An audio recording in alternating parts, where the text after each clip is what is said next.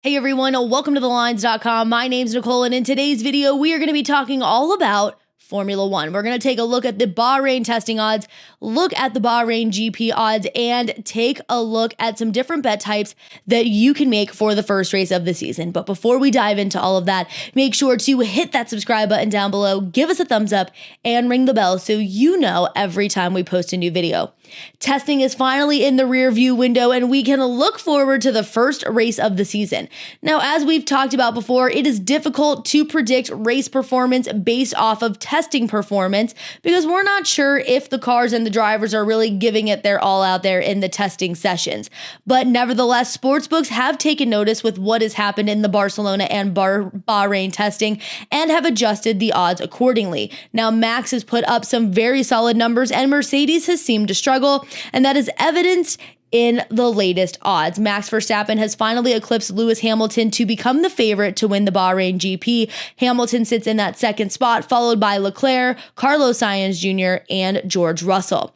And again, that's because of what we have seen at testing. But we don't know, really, if Mercedes is giving it their all in testing. We know that this team likes to sandbag, keep the car's performance, keep the car's upgrades close to the chest, and not really let their competitors know what advantages or disadvantages they may have going into the first race of the season. But let's go ahead and talk about how these cars performed and what lessons we learned. So we're going to start with Red Bull. Max is at the top of those odds boards. Just like in Barcelona, Red Bull started slowly, very slowly in Bahrain testing. And honestly, people were ready to pack it up and head home for the day on day 3 when, with 20 minutes to go, Verstappen put up his fastest lap time of the day.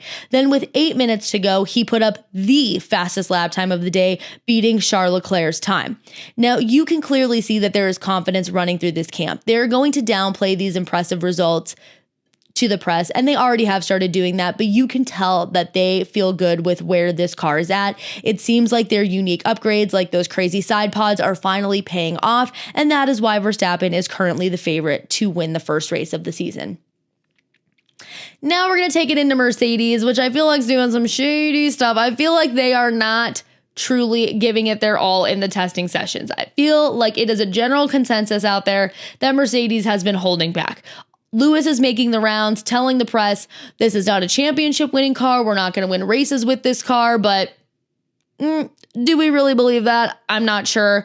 On the flip side, though, there have been other drivers that tested behind the Mercedes car and said that it just doesn't look well balanced. The team did complete 384 laps around the track, but it is still dealing with porpoising issues, which is the bouncing of the car against the track. They made changes to the side pods, but it's hard to tell whether those changes are actually paying off, and it doesn't seem like those side pods are helping the porpoising issues as of now.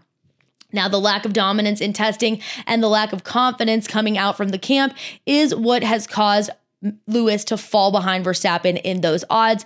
But sportsbooks aren't buying it that Mercedes is not going to figure it out for the rest of the season. If we take a look at the Drivers' Championship odds, Lewis is still in first place at Legal Online Sportsbook. So they are thinking, like I am, that Mercedes is going to figure this out by the time the first few races of the season are completed, and they're going to get their stuff together and be a contender for the Drivers' Championship. All right, this next team, I am so excited to talk about. Ferrari has been so consistent and so impressive through their preseason testing. You could not ask for a better preseason performance than what Ferrari has been putting up. Everyone seems to agree that this car looks fast. When it comes to reliability, we've seen really no major issues that have caused concern. Now, Leclerc has said that they have dealt with porpoising more so in Barcelona. He did make comments that he felt like he was getting motion sickness in the car, that it felt like being on a plane with turbulence, but the engineering team has seemed to really figure it out now with the testing in Bahrain, and they have a few more days before the first race of the season to improve it even more. There has been speculation that Ferrari has finally done what it is needed to do to bridge that gap between Mercedes and Red Bull. I'm not sure that they can get that top podium spot, but I do think there is value in taking Leclerc to finish in the top 3 at plus 120 at BetMGM Sportsbook for the Bahrain GP. All right, now we got to go into McLaren. And man, McLaren and Ferrari were neck and neck competing all season last season, but man, McLaren just has not had the luck that Ferrari has had going into the preseason testing. Things did not go as planned when Daniel Ricciardo tested positive for COVID-19. He ended up having to sit out the entire testing session in Bahrain. They are hopeful that he will return for the race, but it just doesn't bode well for him not having any practice sessions on that, any testing sessions on that track in those desert conditions. And his teammate Lando Norris, while he was able to test, didn't really perform much better. Not any fault of his, but the car had braking issues and overheating issues, and it cost him a ton of testing time. With all of these problems, I expect McLaren to be middle of the pack for the first race of the season. And now we're going to finish it out with Haas. It would not be Haas if there weren't problems. This poor team, I swear to God, they are plagued.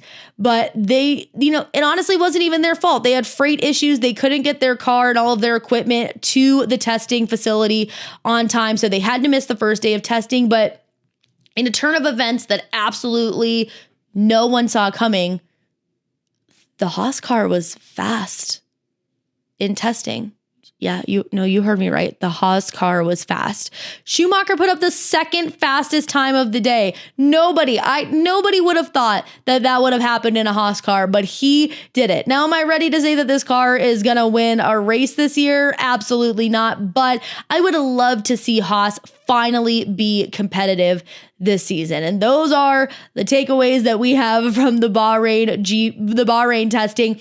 And just to finish it out, we are going to take a look at the 2022 F1 Drivers' Championship odds. Like I said before, sportsbooks are convinced Hamilton and Mercedes are going to figure it out with their car. He is still the favorite to win the championship this year, followed by Verstappen, George Russell, Charles Leclerc, Carlos Sainz Jr., and the list goes on and on. If you don't like the bet types covered in today's video and you want to look for some more unique options, head over to BetMGM Sportsbook because they do a great job at not only doing driver matchups where you can take a look at drivers between different teams and pick which one you think is going to perform better, not necessarily win the race, just perform better of the two, but you can also bet on drivers within the same team and bet on which one of the two is going to perform better. So if you think that Norris is going to perform better than Ricciardo because he was able to test and he's not coming off of being sick with COVID, then you can bet on it.